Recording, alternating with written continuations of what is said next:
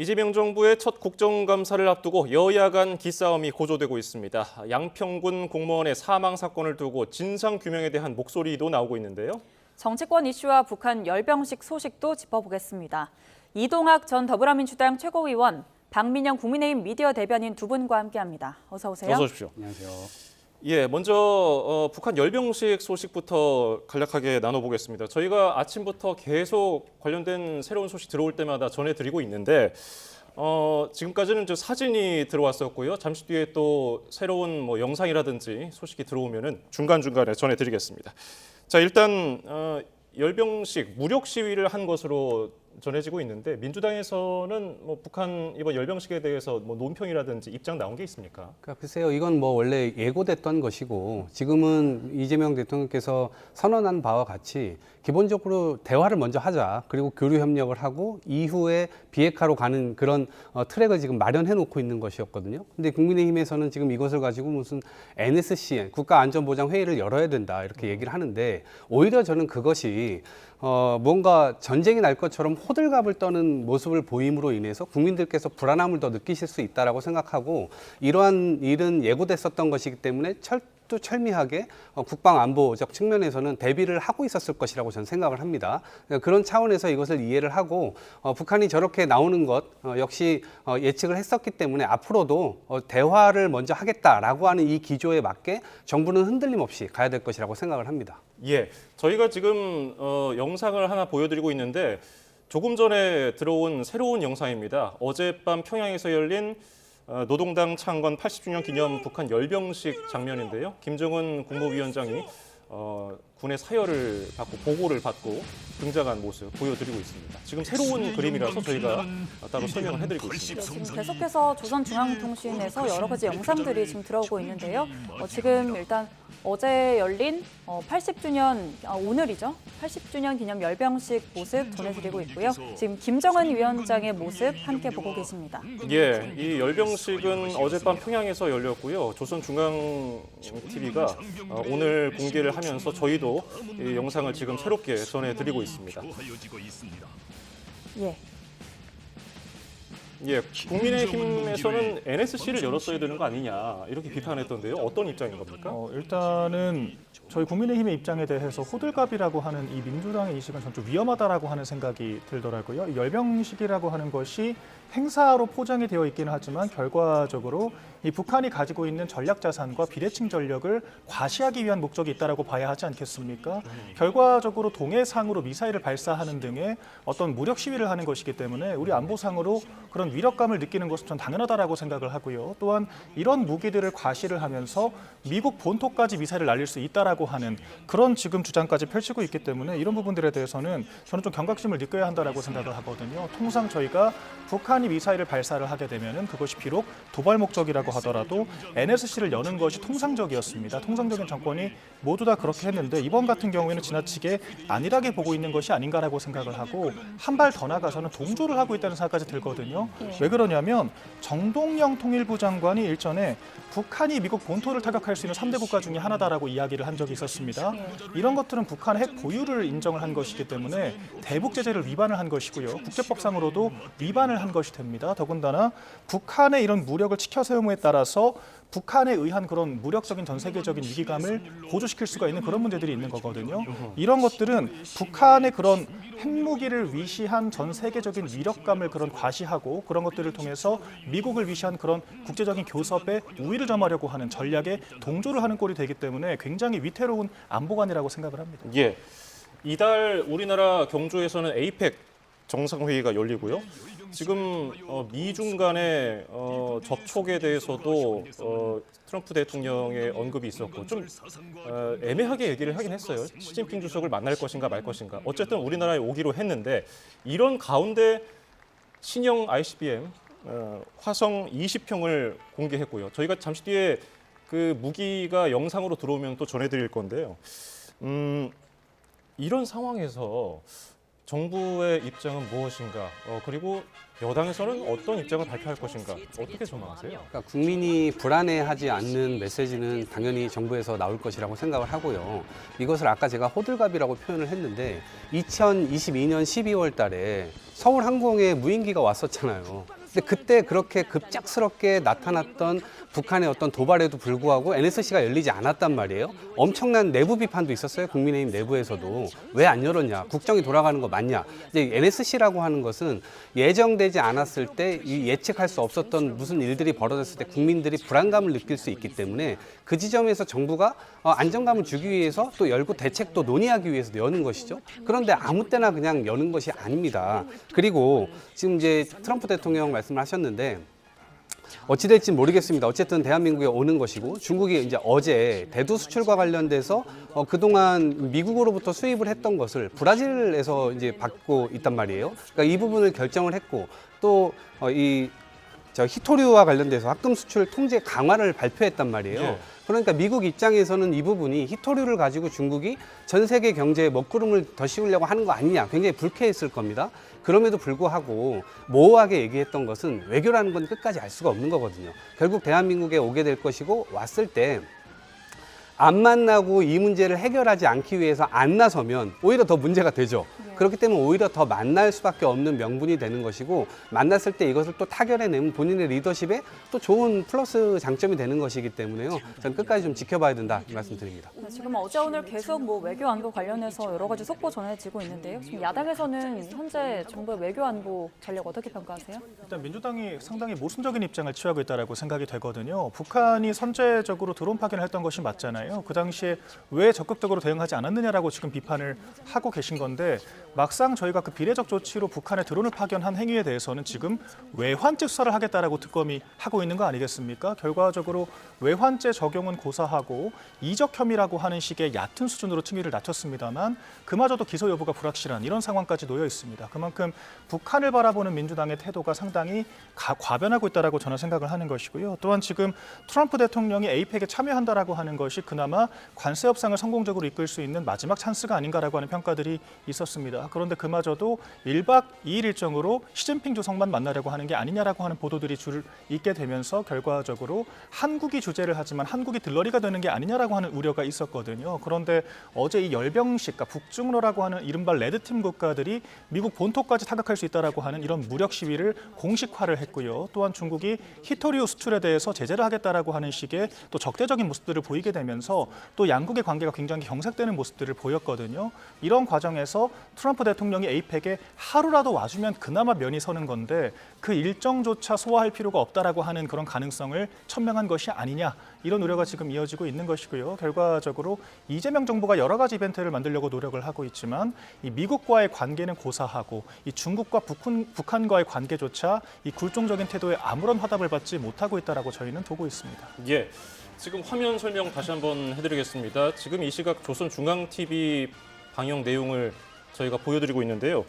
어젯밤에 있었던 북한의 노동당 창건 80주년 기념 열병식 장면입니다. 김일성 광장입니다. 김일성 광장에서 지금 인민군들이 뭔가 행사를 하고 있고요.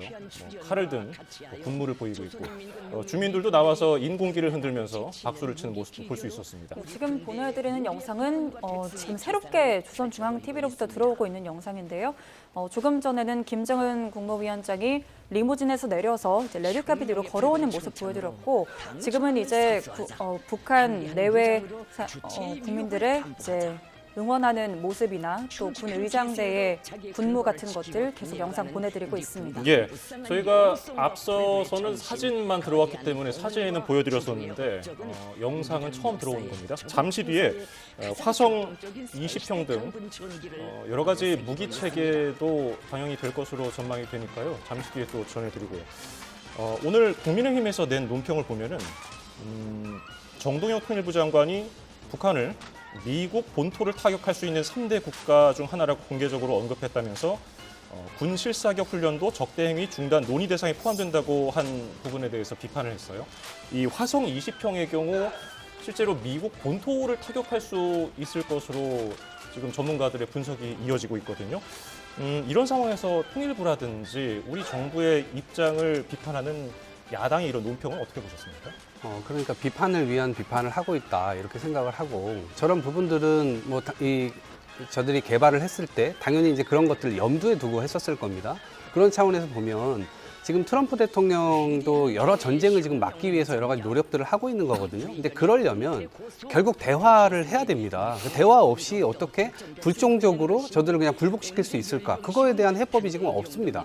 보수 정권이 수차례 집권을 했습니다만 오히려 국민 안보의 불안감 이런 것들이 더 심화되면 심화됐지 그것이 완화된 적은 없었거든요. 그런 차원에서 이 국제관계의 대립이나 반목 이런 것들은 결국 공멸로 가는 지름길이잖아요. 그렇기 때문에 지금 강대강 전선, 오히려 지금 북중러 연대가 계속 가속화되고 있는 그런 상황 속에서 트럼프 대통령도 그렇고 이재명 대통령도 그렇고 고민이 많은 지점입니다. 이 지점을 어떻게 또 파고들어야 될지 결국 상생과 공존의 길로 갈 때 그 방향 속에서 뭔가 방향이 나온다라는 생각이 들고 이 야당의 비판에 대해서는 그냥 비판을 위한 비판이지만 그럼에도 불구하고 저렇게 또 반대의 목소리를 내주는 것에 대해서는 정부가 일정 부분 또 받아들여서 이 대처해야 될 것은 또 대처해야 된다 이렇게 생각합니다. 네, 지금 계속해서 열병식 영상 보여드리고 있는데요. 지금 이제 80주년 열병식을 기념하고 축하하는 화려한 조명과 함께 지금 북한 측에서 준비된 이벤트 영상 보내드리고 있습니다. 그리고 또 어제 북한 김정은 국무위원장이 또 연설도 했습니다. 국방력 강화 의지를 좀 밝히면서 근데 또 이번에는 직접적인 뭔가 위협이 되는 발언들은 또 하지 않았거든요. 연설 내용 혹시 어떻게 들으셨습니까? 일단은 열병식이라고 하는 것이 무력 시위적인 그런 속성이 있기는 합니다만 결과적으로는 축하의 의미가 가장 크기 때문에 이런 식으로 화려한 행사를 펼치면서 좀 내부적인 그런 결속을 다지기 위한 메시지를 주로 던지는 것이 맞았다라고 생각을 하고 과거 전례도 계속 그래 왔거든요. 그렇기 때문에 통상적인 부분이기는 하지만 그렇다고 해서 저희가 긴장을 늦춰서는 안 된다라고 하는 것이 저희 야당의 입장인 겁니다. 그리고 이어서 이 정동영 통일부 장관의 이야기들은 저희가 과도하게 제기를 하는 것이 아니라요. 명백하게 위헌 위법적인 이야기들을 하고 있는 겁니다. 첫 번째로 두 국가론을 얘기를 하지 않았습니까? 그런데 우리 헌법상으로는 한반도의 모든 국가가 우리나라에 귀속되는 것으로 명시가 되어 있고요. 북한은 우리 영토 일부를 침범하고 있는 괴뢰 국가로 명확하게 명시가 되어 있다라고 하는 것이 우리 헌법 정신이거든요. 그런데 두 국가론을 이야기한다라고 하는 것 자체가 이재명 대통령이 8.15 광복절에 이야기를 했던 것처럼 북한의 3대 독재 세습 체제를 인정하고 존중한다라고 하는 그 연장선이기 때문에 우리 헌법 정신에 어긋난다라고 하는 점을 저희가 지적드릴 수밖에 없는 것이고요. 북한에서 파견된 간첩들이 이런 발언을 했다라고 하면은 이건 국가보안법 위반으로 처벌 대상이 되기도 합니다. 그리고 두 번째로는 미국 본토에 타격을 할 수 있는 3대 국가 중에 하나라고 북한을 치켜 세운 것. 이것은 명백하게 대북 제재 위반이거든요. 국제법을 위반을 한 겁니다. 국제적으로는 북한의 미사일 타격 기능을 부정하는 것은 당연한 것이고요. 북한의 핵 보유 자체를 인정을 하지 않거든요. 그런데 지금 이재명 정부는 북한의 핵 보유를 인정하는 것을 넘어서 미국 본토를 타격할 수 있다라고 하는 그런 부적절한 주장을 펼침으로써 국제적인 지탄의 대상이 되고 있다라고 하는 것이고 급기야는 이 비핵화 전략이라고 하는 것도 저희가 한반도 비핵화라는 표현을 쓰지 않습니다. 지금 우리나라는 핵을 보유하고 있지 않기 때문에 북한을 비핵화하는 것이 명확한 표현인 것이고요. 그리고 그 비핵화라고 하는 것도 지금 통일부는 동결이라고 이야기를 하고 있거든요. 그러니까 이미 보유한 핵은 인정을 한 상태에서 더 이상 못 만들게 하겠다라고 하는 그런 표현을 사용하고 있는 것이기 때문에 이것도 국제사회의 비판의 대상이 되고 있습니다. 지금 이런 부적절한 안보관과 대북 정책, 더군다나 그런 것들이 어떤 북한의 화답이라고 하는 어떠한 제스처도 없는 지금 상황이기 때문에 비판적인 논조를 저희가 견지할 수밖에 없는 것이고 이런 안일한 태도가 안보적인 불안으로 이어지게 된다라고 하면 이게 국민적인 지탄의 대상이 될 수밖에 없다라고 거듭 말씀을 드리겠습니다. 예, 다음 주 월요일 벌써 모레네요. 월요일부터 이재명 정부 첫 국정감사가 국회에서 진행이 되는데 월요일 13일에는 외교부 그리고 14일에는 통일부 감사가 예정돼 있습니다. 아마 국회 국정감사에서도 이번 열병식이라든지 이번 달에 있을 에이펙 정상회의에서 정상회의도 주제에 오를 것으로 전망이 되거든요. 여야가 좀 어떤 주제로 공방을 이룰까요?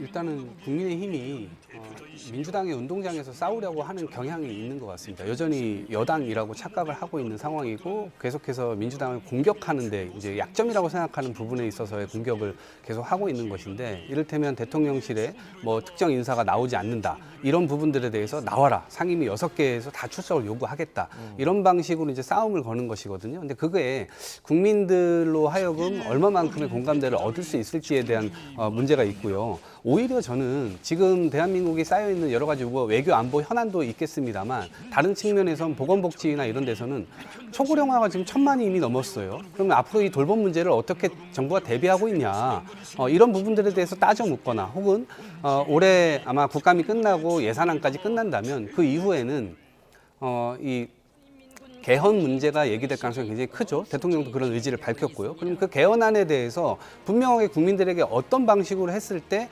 권력관계라든가 헌법이 어떤 방식으로 바뀌어야 되는지에 대해서 그런 것들을 좀 따져 물을 때 본인들이 좀 득점할 수 있는 포인트가 될 것이다. 저는 이렇게 생각을 하고 그런 공감대가 넓어지면 넓어질수록 국민의힘의 파이들도 커질 수 있다고 보는데 그게 아니라 굉장히 본인들 스스로가 불리한 이슈에서 그리고 그거를 지적하면 지적할수록 윤석열, 김건희 두 부부의 어떤 기행들만 더 부각이 되면서 오히려 더 국민들의 지탄을 받게 되지 않을까 싶습니다. 예, 외교부 통일부 국감이 바로 모레부터 진행이 됩니다. 어떻게 전망하세요? 어떤 이야기로 이제 여야가 공방을 진행할 것으로 보십니까? 일단 짧게 반론을 드리자면 아까 예. 좋은 말씀을 해주셨습니다. 뭐 복지위에 뭐 저출산 고령화를 위시한 뭐 경제적인 문제들에 집중을 해야 한다라고 저희도 생각을 하는데요. 지금 의제 설정의 주도권은 여당이 가지고 있거든요. 그런데 지금 정부 여당이 집권 4개월 차까지 어떤 일들을 했습니까? 결과적으로 검찰개혁, 사법개혁이라고 하는 사실상 이재명 대통령의 면소법과 한풀이식의 검찰 해체 이런 것들만 강행을 했었거든요. 그런데 이런 것들은 일반적인 국민들이 봤을 때는 개혁이 아니라 그냥 기득권, 이권 다툼밖에 되지 않는 것이고요. 급기야는 검찰은 해체한다라고 얘기를 하면서 그 어떤 검찰 조직보다 이 수사권이 강화되어 있는, 수사 기소권이 합치되어 있는 특검 수사를 종용하고 있는 모순적인 모습들을 보이고 있지 않습니까? 그렇기 때문에 이런 실망감들이 반영되고 있는 것이 이번 추석 명절의 밥상 이야기거리였다라고 저는 생각을 하는 것이고요. 지금 정부 여당이 정말 국정을 잘못하고 있다라고 생각이 드는 것이 특히 관세 협상 문제입니다. 그러니까 트럼프 대통령이 여러 예측 불가능한 좀 그런 태도들을 보이고 있는 것도 주지의 사실입니다만 그럼에도 불구하고 우리나라만 유난히 불리한 조처들을 받고 있는 것도 사실인 거거든요. 우리나라가 지금 나홀로 자동차 관세 25%를 적용을 받고 있는 상황입니다. 현재 진행형인 이슈고요. 지금 관세 협상 실패로 인해서 자동차뿐만 아니라 뭐 과자라거나 라면과 같은 우리나라의 K푸드들도 수출이 20% 가까이 급락을 하는 양상을 보였거든요. 그런데 이런 문제를 적극적으로 해결하기는커녕 예능 촬영을 통해서 K푸드를 홍보하겠다라고 하는 모순적이고 사실 궁색한 이야기들만 하고 있기 때문에 과연 이 정권이 국정을 성공적으로 이끌 수 있을 정도의 수권 능력을 가지고 있겠는가라고 하는 국민적인 의구심이 증폭될 수밖에 없다라고 생각을 하고요. 이런 문제를 저희 야당이 함께 풀어보자라고 해서 정보 공개를 청구를 하지 않았습니까? 관세 협상의 비망록을 공개를 해주면 야당이 충분히 협조할 부분들을 찾아보겠다라고 이야기를 했지만 그런 정보 공개마저 거부를 했던 것은 정부 여당이었다라고 하는 점 분명히 짚어드리겠고요. 야당의 문제 해결에 협력 파트너로서의 관계 설정을 원한다면 야당이 선제적으로 제안한 여야정 협의체에 대해서 긍정적으로 검토를 하고 참여를 하는 것이 맞다라고 생각이 됩니다. 예. 저희가 또 새롭게 들어온 영상을 보여드리고 있습니다. 조금 전에 화면 보니까 시계가 10시를 가리키고 있었거든요. 어젯밤 10시로 추정되는 상황이고요. 김일성 광장에서 열린 열병식 모습 보여드리고 있습니다. 아까 화면과는 달리 무기체계도 좀 보였고요. 군인들이, 인민군들이 도열해 있는 모습 확인할 수 있습니다. 그리고 김정은 위원장이 지금 아이들의 이제 환영을 받으면서 입장하는 모습, 또 플래시 세례를 받는 모습까지 보여드리고 있고요. 조금 전에 보여드린 영상에 따르면 이제 폭죽놀이가 진행되는 모습도 보였고, 또 이제 화려한 플래시와 군 의장대의 이제 발맞춤으로 김정은 위원장이 환영을 받는 모습 보여드렸습니다. 예, 노동당 창건 80주년 경축 사절로 방북한 인사들도 김정은 위원장 뒤로 보이네요. 리창 중국 공무원 총리 있었고요. 베트남 최고 지도자인 또럼 베트남 공산당 서기장. 예, 지금 잠깐 또 화면이 지나갔네요. 드미트리 메드베데프 러시아 국가안보회의 부의장 겸 통합 러시아당 의장. 연단에 지금 들어서는 모습입니다. 김정은 위원장 뒤로 제가 지금 언급해드린 인사 3명도 보였고요. 예, 저희가 지금 새로운 영상이 계속 들어오는 바람에 두 분 모셔놓고서 예, 지금 외교 문제 또 외교 통일적인 문제 질문을 드리고 있습니다. 이번 열병식 아마 이제 지금 양 당에서도 이번 것을 보고 있을 것이고 정부에서도 예의주시하고 있을 것으로 예상이 됩니다. 트럼프 대통령과 시진핑 주석 사이에서 뭐 줄타기 하는 거 아니냐, 국민의힘 이런 뭐 비판도 있었거든요. 지금 상황에서 외교적으로 여당에서는 어떻게 한 목소리를 내야 될 것 같은데요. 어떤 입장이 나올까요? 일단은 트럼프 대통령이 아까도 말씀하신 대로 어디로 튈지 모르는 그런 이 상황을 계속 보여주고 있는 상황이고요. 그리고 국민의힘이 집권을 했을 때 윤석열 정권에서는 결국 저기 북중러가 이렇게 하나가 되는 모양새다 이렇게 규정을 해버리고 한미일 공조를 해야 된다라고 나아갔거든요. 예. 그러다 보니까 미국은 무조건 우리 편이야, 일본도 무조건 우리 편이어야 돼, 저쪽 세 명이 뭉치니까 우리 셋도 뭉쳐야 돼, 이런 논리를 딱 가지고 있다 보니까 지금 트럼프 대통령이 한국의 동맹국가라고 하는데 골수를 빼먹겠다고 3,500억 불 현금으로 내. 지금 이러고 있는 상태잖아요. 그러다 보니까 지금 스텝이 꼬였단 말이에요. 국민의힘에서. 왜냐하면 지금 이 부분에 대해서는 국민들이 이 외환 보유고를 지금 다 털리게 생겼는데 이거를 지금 왜 그러냐라고 미국에 따져 물어야 되는데 지금 따져 묻고 있지를 못하고 있는 상태란 말이에요. 그런 점에서 결국에는 이 미국과의 어떤 협상은 협상대로, 안보는 안보대로 별개의 어떤 전략들을 통해서 가져가야 되는데 스스로들이 이렇게 발이 묶이다 보니까 결과적으로는 여당 안에서 미국도 비판해야 되고 또 한쪽으로는 어리고 달래야 되고 여당이 지금 야당 역할도 하고 여당 역할도 하고 있는 그런 상황이란 말입니다. 그런 차원에서 지금 국정에 큰 도움이 지금 안 되고 있는 상태인데 오히려 도움이 되려면 이재명 대통령 정부에서 협상을 어떻게 했냐, 지금 협상 안 끝났습니다. 끝나지도 않았는데 그거 정보 공개 청구하는 것은 소방수가 물 끄고 있는데 뒤에서 돌 던지는 격이거든요. 그걸 끝난 다음에 해도 충분하고요. 오히려 지금은 정부를 비판할 때가 아니라 미국이 지금 동맹이라고 말을 하면서 골수를 다 빼가려고 하는 이런 행태들에 대해서 비판을 명확하게 해야만 그것이 지렛대 삼아서 저희들이 협상할 수 있는 또 토대가 될 텐데 그런 측면에서 대단히 좀 아쉬운 국면입니다. 예. 예, 지금 상황에서 그러면 어쨌든 정보공개 청구 이런 것들이 좀 섣부르다는 네. 입장이신데 어떻게 들으셨어요? 지금 민주당의 주장을 종합하자면 민주당은 야당을 야당으로 인정하지도 않고 내란 정당 해산 청구를 하겠다라고 얘기를 하고 있고 정보 공개도 할 수 없다라고 얘기를 하면서 아무튼 협력만 하라고 얘기를 하고 있는 거거든요. 지금 190여 석의 여권 세력을 가지고 있는 상황에서 100석을 겨우 넘기고 있는 야당을 대상으로 이렇게까지 무리한 요구를 하는 것 자체가 과연 여당으로서 책임감 있는 자세인가에 대해서 의구심이 기본적으로 드는 거고요.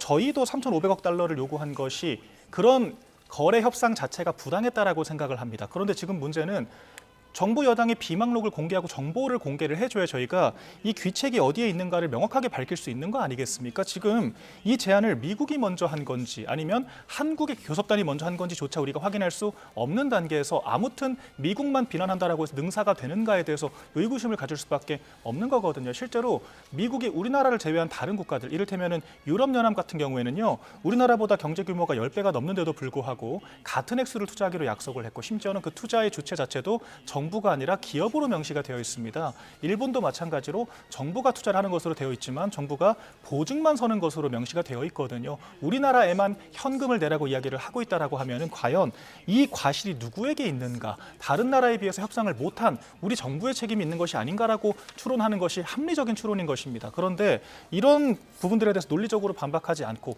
아무튼 트럼프 대통령이 문제가 있다라고 하는 말만 되뇌이면서 심지어는 정보조차 공개하지 않는 것, 이런 것들은 여당으로서 굉장히 부적절한 태도라고 생각을 하고요. 민주당은 야당 시절부터 한덕수 권한대행 체제를 향해서 협상은 차기 정부 몫이니까 대선 캠페인 벌이지 말라고 강력하게 경고를 했던 정당이었습니다. 그런데 막상 여당이 되고 협상이 난항을 겪으니까 야당에게 책임을 전가하는 것, 굉장히 무책임하다라고 보여지고요. 적어도 야당을 탓할 거라면 정보라도 투명하게 공개하는 것이 맞다라고 재차 말씀드리겠습니다. 예.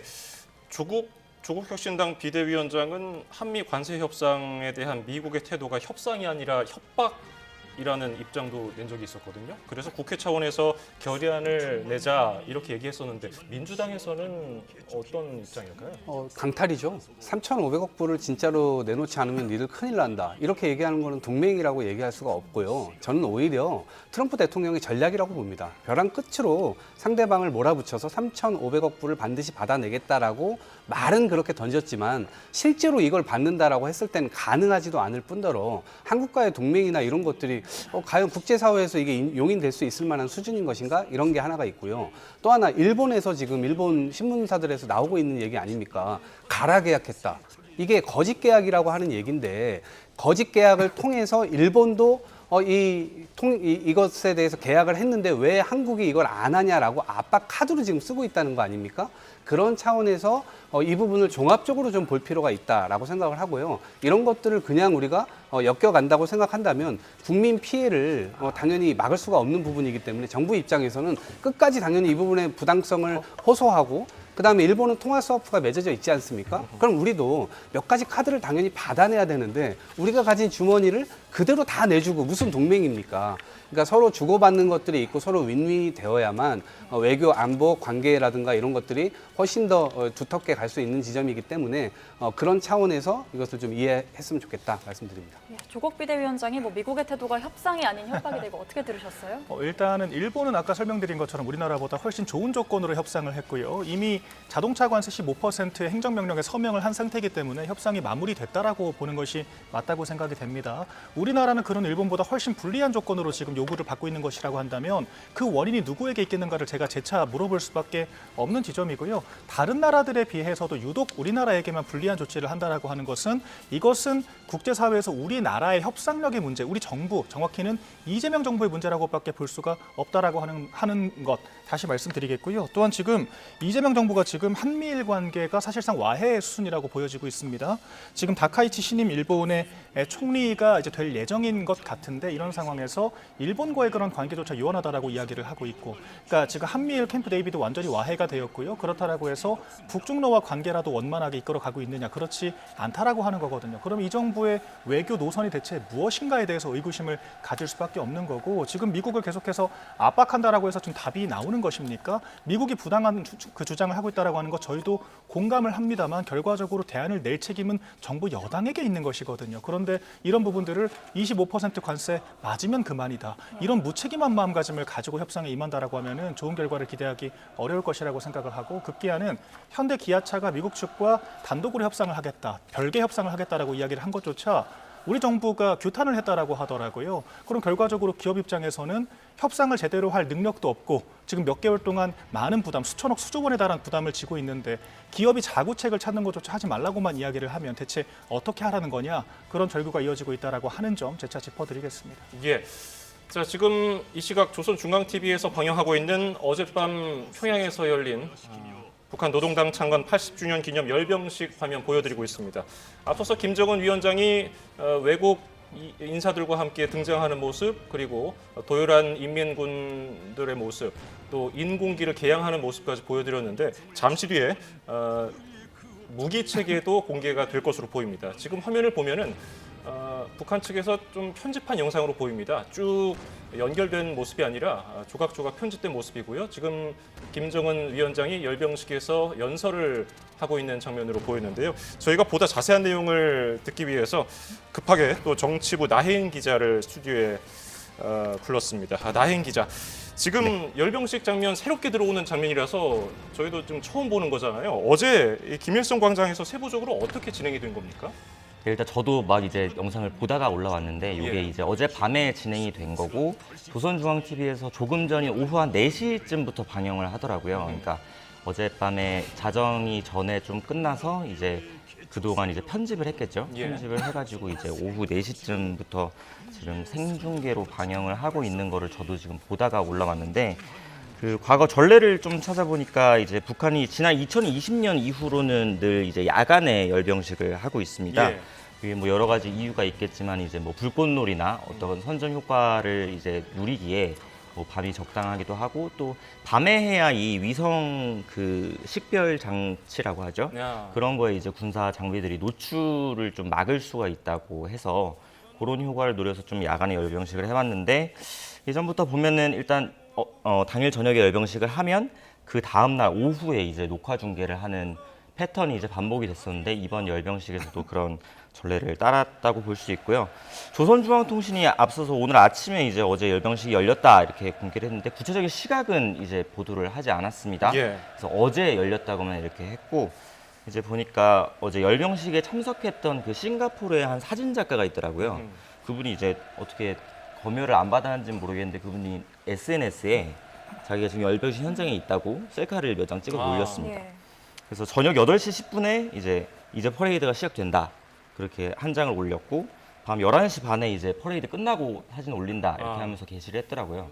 그러니까 그 사이에 이제 진행이 밤 저녁 8시 10분 이후로 뭐 사전 행사 예. 이런 게 시작이 돼서 예. 밤 11시 반 이전에 끝난 아, 걸로 보이고. 참고로 아까 영상에서 예. 그 시계를 잡은 그 영상이 나갔습니다. 예. 밤 10시로 예. 시계가 보이더라고요. 아까 뭐 보도들 나오는 거 예, 보니까 밤 방금 10시 설명해 준 전에. 것과 비슷한 시간으로 겹치네요. 그래서 뭐 사전 행사를 뭐 제외하고 본 행사 다 합쳐서 1시간 반 정도 이제 진행이 된 것 같고요. 지금 뭐 이게 영상이 편집돼 있어가지고 순서대로 예. 나오는 것 같진 않은데 네. 일단은 뭐 처음에 보니까 김정은 위원장이 차를 타고 오는 장면부터 이제 보여주더라고요. 네. 그래서 와서 이제 뭐 군악대 연주도 하고 이제 예포 발사 그 중간중간 나오는 김정은 위원장 연설을 거쳐서 아마 저기 도열에 있는 장병들이 이제 쫙 그 열병, 그러니까 행진을 합니다. 네. 행진을 하고 이제 관심을 끌고 있는 그런 무기체계는 사실 마지막에 나오거든요. 예. 그래서 지금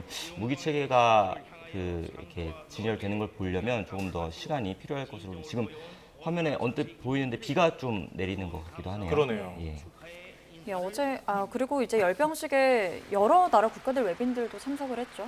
예, 그렇습니다. 통일부가 뭐 오늘 보도자료를 좀 낸 걸 보면은 앞서 알려진 뭐 중국, 러시아, 베트남 고위급 인사들을 포함해서 라오스나 뭐 멕시코, 브라질, 이란 등 11개국에서 이번 열병식에 외빈으로 참석을 했다고 합니다. 요거는 이제 역대 최대 규모라고 합니다. 그만큼 예. 이제 뭐 지난달 중국 천안문에서 이제 북중러 삼국 정상이 한 자리에 섬으로써 북한이 좀 외교적인 지평을 넓힌 측면도 있고 또 북한이 올해가 노동당 창건 80주년으로 이제 5년마다 이제 꺾이는 정주년이라고 해서 특히 또 신경을 쓴 면이 있기 때문에 북한 역시도 초청에 또 공을 들였을 거고요.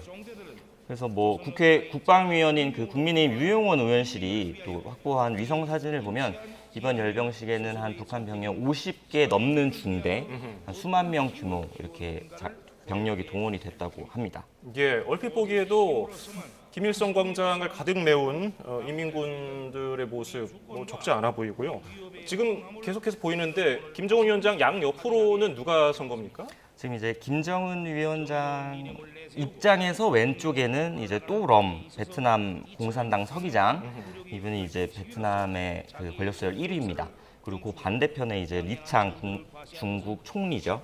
그래서 시진핑 국가주석 다음에 권력서열 2위가 이번에 방북을 했고, 그다음에 또럼 서기장의 왼편으로 이제 메드베데프 그 러시아 국가안보회의 부의장, 그 푸틴 대통령의 최측근이라고 불리는 그 러시아 권력서열 2인자가 이제 자리를 해서 열병식을 지켜봤습니다. 예, 그러면 이제 열병식이 진행이 됐던 게 종합군악대 예식으로 시작을 해서 그럼 순서가 연설이 제일 마지막에 있었던 건가요? 아닙니다. 지금 화면을 보면은 그 김정은 위원장 입장을 해서 그 국기 개양 행사 그리고 예포를 한 21발 쐈다고 해요. 그 다음에 이제 연설을 진행한 것으로 이제 조선중앙통신 보도에 따르면 나와 있고, 예. 그다음에 이제 노광철 북한 국방상, 우리로 치면 국방장관이죠. 그 노광철 국방상이 선두에서 이제 열병 행렬을 이제 이끌고 열병이 진행이 됐다고 합니다. 그래서 거기 서 있는 그 병력들이 일제히 순서대로 그 열병 행진을 하고, 그다음에 이제 기계화 종대, 그 무기들, 미사일, 전차, 전략무기 순으로 이렇게 진행이 된 것으로 이제 조선중앙통신 보도를 보면은 나와 있습니다. 예, 나혜인 기자의 또 설명을 들어봤는데 이 자리에는 계속해서 이동학 전 민주당 최고위원, 박민영 국민의힘 미디어 대변인도 앉아 있습니다. 저희가 북한 관련 영상이 나오면서 두 분 말씀을 많이 못 듣고 있었어요. 국민의힘 유용원 의원, 군사 전문 기자 출신이잖아요. 네. 지금 위성 사진을 확보해서 몇 명이 참여를 했고 그 화면은 어떤가 대충 이제 짐작할 수 있는 자료를 제공했는데 지금 화면 어떻게 보고 계세요?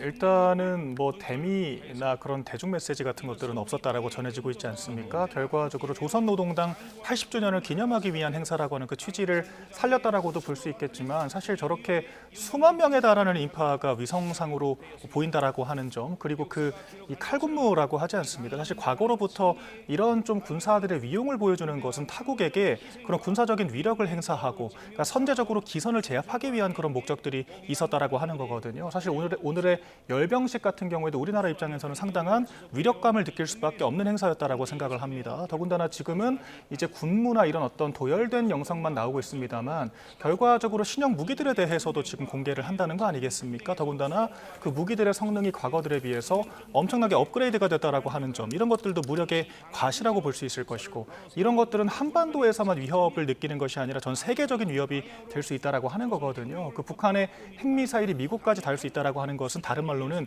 전 세계 어떤 국가도 타격할 수 있다라고 하는 말로도 해석이 되는 겁니다. 그렇기 때문에 지금 이란의 핵 보유보다도 훨씬 더 위기감이 고조되고 있다라고 저희는 생각을 하고 있고, 그렇기 때문에 국제적으로 북한의 비핵화를 더 선제적으로 나서야 한다라고 하는 목소리가 커질 수밖에 없는 건데, 이런 상황에서 집권 여당이 지나치게 안일한 태도를 보이는 게 아닌가 좀 재차 우려를 할 수밖에 없는 그런 상황이고요. 지금 이 영상을 보면서 현재 우리나라 징병제 상황에서 이런 식의 어떤 군사적인 그런 물리력을 갖출 수 있을 것인가에 대해서 의구심을 갖는 분들이 많을 것 같아요. 그런데 지금 한미동맹이 흔들리고 결과적으로 주한미군까지 축소 내지 철수 주장까지 나오고 있다라고 하는 점은 우리 국민들께서 상당한 안보 불안 느낄 수밖에 없는 그런 상황이 아닌가라고 하는 우려도 한편으로 되고요. 이에 대해서 집권 여당으로서 민주당과 이재명 정부가 책임감 있는 모습을 좀 보여줘야 하지 않을까라고 하는 말씀도 전하겠습니다. 예, 아까 대변인께는 여쭤봤는데 이제 열병식도 김 위원장의 연설 내용까지 어떻게 들으셨어요? 그러니까 국내용 연설이었던 것 같고요. 예. 지금 좀 읽어보니까 인민들이 뭐 피폐해지고 이런 것들을 다 막겠다. 본인이 어쨌든 행복한 낙원을 열겠다. 이런 전통적인 북한의 언어, 단어 이런 것들을 사용해가면서 대내적인 메시지를 내는데 좀 주력했던 것 같습니다. 그럼에도 불구하고 열병식에서는 수많은 미사일들이나 이런 것들이 오가는 것이기 때문에 저런 모습을 보면서 북한이 정말 개방으로 나오고 그다음에 한반도를 어떻게 보면 핵전쟁으로 몰고 가는 그 방향이 아니라 평화의 방향으로 나온다면 훨씬 더 많은 것들을 좀 구가할 수가 있을 텐데 시대착오적인 방향으로 가고 있구나라는 것이 좀 느껴졌고, 어떤 형태가 됐든지 간에 전쟁은 막아야 된다. 전쟁이 일어난 다음에 싸워가지고 이기는 게 무슨 소용이 있겠습니까? 우리 국민 한 사람이라도 희생을 당하면 그것으로 굉장히 큰 패착이 되는 거거든요. 그래서 싸우지 않는 상태에서의 평화를 유지 보존하는 게 굉장히 중요하겠다라는 생각인 것이고, 지금 트럼프 대통령이 들어온 이후에 굉장히 이 종잡을 수 없을 만한 어떤 외교나 이 안보 문제에 관해서의 이 태도들을 보여주고 있는 상황인데, 그럼에도 불구하고 또 우리는 우리대로 역할을 또 해야 되지 않겠습니까? 그러면 트럼프 대통령이 약한 지점, 예를 들면 칭찬이나 이런 것들을 좀 많이 해줘서 실제로 북미 수교나 이러한 것들까지 좀 갈 수 있도록 우리 나름대로의 어떤 전략을 좀 구사해 볼 수가 있는 것이고, 또 예산이나 이런 것들을 좀 들여서 어찌됐건 미국이 좀 원하는 무기 이런 것들은 어쨌든 앞으로 첨단 군으로 가려면 어쩔 수 없이 또 해야 되는 거잖아요. 불가피하게. 그러면 이제 그런 부분들도 같이 전략적으로 좀 섞어가면서 미국의 어떤 이해관계나 이런 것들을 좀 보장해 주면서도 우리 거를 좀 지키기 위한 이 행보도 끊임없이 좀 해나가야 되지 않을까 싶습니다. 조금만 첨언을 드리자면요. 사실 그 평화라고 하는 게 참 말은 좋습니다만 평화적인 방식으로 비핵화 내지 전쟁을 종식시킨 적이 있었는가라고 하는 그런 의구심을 제기하지 않을 수가 없거든요. 가까이 이스라엘 이란 전쟁이 터졌을 때 미국이 민간인들을 이란이 타격을 하자 명분 있는 개입을 하지 않았습니까? 그 와중에도 이란의 민간인들을 공격하는 것이 아니라 이란 내에 존재하는 핵개발 시설들을 스파성으로 타격을 했거든요. 그로 인해서 이란이 핵개발 여지는 물론 전쟁을 지속할 수 있는 그런 여력이 사라지니까 사실상 전쟁이 종결됐다라고 하는 거거든요. 그렇기 때문에 트럼프 대통령이 어제 노벨상 수상이 있지 않았습니까? 평화상 수상이 있었는데 비록 수상을 하진 못했습니다만 8개 전쟁을 종식시켰다라고 하는 그 주장만큼은 받아들이는 분위기였거든요. 그럴 정도로 이 전쟁을 막겠다라고 하는 것은 평화라고 하는 이런 관념적인 구호가 아니라 위력을 보여주는 것이다. 결과적으로 전쟁을 그렇게 막는 거라고 저는 생각을 하고, 지금 민주당이 오히려 전쟁 가능성을 키우고 있다라고 저는 생각을 합니다. 왜냐하면은 북한이 이런 무력 개발에만 치중되어 있는 그런 상황에서 지금 민주당이 계속해서 북한을 치켜 세워주고 있거든요. 그렇다라 그러면 북한이 전쟁을 벌이면 우리가 이길 수도 있는 것 아닌가라고 하는 오판을 할 여지가 생깁니다. 그렇기 때문에 오판 가능성을 키우게 되는 것이 오히려 전쟁 위협을 키운다라고 하는 것이 군사학적으로도 입증이 된 사례라고 제가 말씀을 드리고 싶은 부분이고요. 그렇기 때문에 오히려 미국의 강력한 핵 우산 그리고 한미동맹 아래서 남한을 타격하는 것 그 자체가 북한의 절멸에 가까운 위기가 될 수가 있다라고 하는 분명한 사인을 주는 것만이 전쟁을 막을 수 있는 확실한 방법이다라고 하는 점을 강조드리겠습니다. 예. 자, 자, 나혜인 기자, 지금 계속해서 어제 열병식 모습 보여드리고 있는데 무기 체계 영상은 아직 나오지 않고 있고요.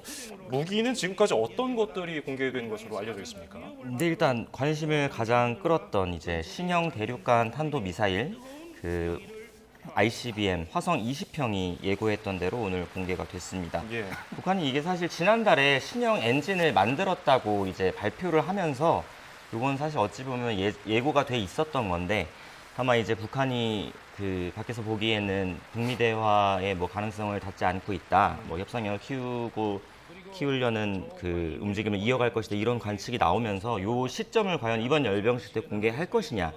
그걸 가지고 이제 여러 해석들이 나왔었는데 결국 공개가 됐습니다. 그 화성 20형을 보면은 외관은 사실 기존에 보유했던 그 화성 19형하고 크게 다르지가 않습니다. 예. 그 탄두 부분이 이제 뾰족하지가 않고 약간 곡선형으로 되어 있는데 요것은 이제 다탄두 미사일의 그런 특징으로 이제 그 많이들 소개가 됩니다. 다탄두라는 거는 이제 한 번에 이제 여러 개의 탄두를 분산을 해서 한 번 발사했을 때 여러 곳을 타격할 수 있게 하는 그런 위력을 더 갖춘 그런 미사일을 다탄두 미사일이라고 하는데 북한이 아직 이거를 시험 발사도 한 번 하지 않았고 아직 개발 중이라고 해요. 근데 개발 중이라고 하는데 일단은 오늘 열병식 현장에서 공개가 됐고 그래서 화성 19형과 외관은 크게 다르지 않은데 이제 지난달에 새 엔진을 이제 탑재했다고 발표를 했기 때문에 엔진 성능을 좀 더 그 개선을 했을 것으로 보이고요. 그러니까 엔진 성능을 개선했다고 하면은 엔진의 어떤 추진력 그런 북한이 지금 ICBM을 보유하고 있다고 주장을 하지만 이제 우리나라 미국에서는 이제 정상 각도에서 발사를 한 적이 한 번도 없고 그다음에 대기권으로 갔다가 미국 본토까지 갈 때 그 대기권으로 재진입하는 기술을 갖췄느냐 이걸 두고 아직 그 완벽하게 갖추지 못했다는 평가가 많기 때문에 계속해서 북한이 개선 작업을 하고 있는 것으로 보이고요. 그래서 어찌됐건 뭐 사거리나 그 탄두 개수, 탑재 가능한 탄두 개수, 또 탄두 위력 같은 것을 계속해서 이제 개량을 하면서 그것이 성공이냐 실패냐 여부와 별개로 미국한테 계속 메시지를 줄 수 있는 거죠. 우리는 미국 본토를 겨냥한 그 핵 미사일을 계속해서 개발하고 있다. 그러면서 동시에 그런 메시지를 줌으로써 동시에 협상력도 키울 수 있고 그런 전략적 의도를 가지고 계속 그런 미사일 개발을 계속 해나가고 있는 것으로 보입니다. 예, 그러면 지금 말씀해주신 화성 20형 외에 또 뭐 눈에 띄는 무기가 있었습니까? 이제 우리나라를 겨냥해서 그 북한이 만들고 있다고 평가받는 무기로는 이제 화성 11마라는 그런 미사일이 이번에 또 열병식에는 처음 등장을 했는데 요거 역시 일주일 전에 평양에서 이제 노동당 창건 80주년을 맞아서 무장 장비 전시회를 열었습니다. 북한이 거기서 공개가 됐던 미사일인데 이 미사일이 이제 북한판 러시아제 이스칸데르 미사일이라고 불리는 KN-23 그러니까 이게 단거리 탄도 미사일입니다. 사거리가 이제 400km에서 600km 최대 800km까지 나온다는 평가를 받는 미사일인데 이 미사일 탄도 부분에 그 극초음속 그 활공체를 단 것 같은 외형을 띤 그런 미사일을 공개를 했습니다. 예. 그러니까 요거를 이제 단거리 탄도 미사일이라고 하면 사거리를 이제 우리나라를 겨냥했다고 보통 해석을 하는데 요 미사일의 극초음속 그러니까 속도가 엄청 빠른 탄두를 장착함으로써 우리의 미사일 방어 체계를 무력화할 의도를 갖고 만든 게 아니냐 이런 해석이 나오고 있는 미사일을 이제 그 등장을 시켰고요. 그 다음에 또 재래식 무기, 다양한 재래식 무기, 뭐 신형 전차나 뭐 600mm 초대형 방사포, 신형 자주포, 무인기 발사차 이런 현대전 무기들도 많이 공개가 됐습니다. 특히 북한이 이제 러시아 그 파병을 하지 않았습니까? 예. 우크라이나 전쟁에 파병을 하면서 이제 드론이라는 무기도 처음 경험해보고 그러면서 이제 현대전 또 첨단 무기에 맞는 그 무기를 도입해야겠다 이런 의지를 김정은 위원장이 계속 보여왔거든요. 그래서 재래식 무기도 이제 현대화를 계속하고 첨단 무기 개발해야 한다. 동시에 핵 전력도 강화할 것이다. 그래서 계속 이제 군비를 확충하는 그런 움직임을 이번 열병식에서 보여줬다고 할 수 있겠습니다. 지금 말씀하신 대로 북한이 러시아 파병을 공공연히 이제 공개석상에서도 드러내고 있는데 이번에 열병식에 러시아 파병 부대가 등장했다면서요? 네, 요 무기 체계 공개하기 전에 이제 부대들이 행진을 하지 않습니까? 예. 근데 다양한 이제 군별로 이제 행진을 그 편대를 이뤄서 했는데 이게 북한 인공기하고 러시아 국기를 이제 같이 들고 행진하는 그 부대 모습이 잡혔습니다. 조선중앙통신은 이 부대를 해외 작전 부대라고 이제 소개를 했습니다. 러시아 쿠르스크에 파병된 특수부대 종대인 것으로 추정이 됩니다. 예, 이번에 또 김정은 위원장이 연설을 했지 않습니까? 이 내용에 대해서는 어떻게 보셨어요? 예, 김 위원장 연설 내용은 아까 그 두 분도 예. 많이 말씀을 해주셨는데 어찌됐건 그 하루 전에 그 평양 능라도 5일 경기장에서 전야제 이제 경축 행사를 했죠. 그때 나온 메시지가 사회주의 낙원을 세우겠다 이런 메시지를 한 걸 보면, 그리고 또 노동당 창건, 당 창건 행사지 않습니까? 이런 뭐 행사의 성격을 보면 이제 그 내부 결속에 좀 집중한 메시지를 낸 것으로 보이고요. 그다음에 이제 대남 대미 메시지는 앞서 이제 북한이 밝히지 않았습니다. 이미 비핵화 협상은 없다. 그리고 뭐 한국과는 관계를 통일할 일은 없다. 관계를 단절하겠다. 이런 입장을 충분히 밝혔기 때문에 이번 행사에서는 이제 뭐 무기를 신형 ICBM을 보여주는 것 자체로 미국을 향한 메시지는 그 자체로 발신이 되는 것이고, 예. 김정은 위원장 연설에서는 이제 내부 주민들을 향한 메시지를, 또 군을 향한 메시지를 냈다고 봐야 될 것 같습니다. 예. 지금 열병식 화면 보시면서 이동학 전 최고위원께서는 만약에 이 열병식을 가지고서 내가 논평을 하나 내야 된다 하면 어떤 주제로 내시겠어요? 오늘 어찌됐건 메시지가 대내적인 메시지를 내면서 똘똘 뭉쳐보자. 그러니까 하나의 전 위기감이 기본적으로 김정은에게 있는 거 아닌가 이런 생각이 들었어요. 왜냐하면 일단 자유가 없는 삶이잖아요. 저런 자유가 없는 삶 속에서 정말 누가 어떻게 행복을 꿈꾸고 또 꿈도 꾸기가 어렵잖아요.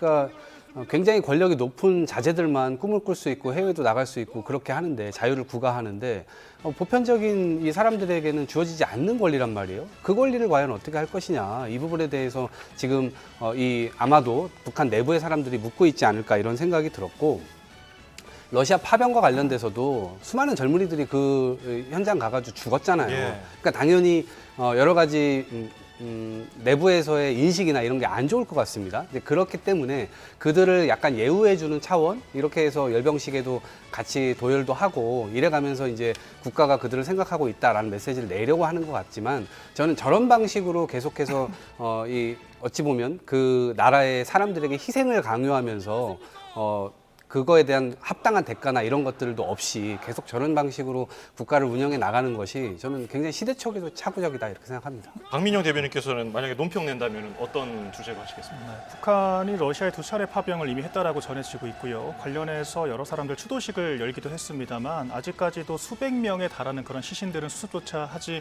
못하고 있다라고 전해지고 있거든요. 그만큼 이 3대 세습 정권에 의해서 인민들이 많은 고통을 받고 있는 것이 주지의 사실입니다. 그럼에도 불구하고 이 자랑무도한 3대 독재 세습 정권이 인민들의 고혈을 쥐어떼서 지금 이런 성대한 행사를 열고 있다라고 하는 것, 그 자체가 규탄의 대상이 된다라고 저희는 생각을 하고 있고요. 사실상 이런 부분들은 또한 우리나라를 비롯한 이 자유 진영에 대한 선제적인 무력 도발과 다를 바가 없다라고 생각을 합니다. 그 부분에 대해서는 여야 공이 경각심을 가져야 할 부분이라고 생각을 하고요. 이에 대해서 정부 여당의 강력한 조치를 촉구할 수밖에 없다라고 생각을 합니다. 마지막으로 그럴수록 한미동맹의 중요성은 커진다라고 저희는 보고 있거든요. 지금 민주당이 전작권 환수를 임기 내에 수행을 하는 것을 이번 이재명 정권의 국정 과제로 이야기를 하고 있는데, 과연 이렇게 그 군사적인 위기 상황이 고조되고 있는, 그리고 이 북중로를 위시한 레드팀들이 하나로 뭉치고 있는 상황에서 우리나라만 자유진영으로부터 이탈해서 이런 고립을 자처하는 것이 과연 올바른 지금 방향인 건가에 대해서 다시 한번 숙고를 하기를 바라고요. 집권한 만큼 책임감 있는 모습을 보여달라 다시 한번 강조를 드리겠습니다. 예, 열병식 관련해서 좀 자세히 짚어봤습니다. 또 추가로 들어오는 영상이나 또 자세한 내용은 들어오는 대로 전해드리도록 하겠습니다. 네, 지금까지 이동학 전 더불어민주당 최고위원, 박민영 국민의힘 미디어 대변인, 그리고 정치부 나혜인 기자와 함께했습니다. 고맙습니다. 수고하셨습니다.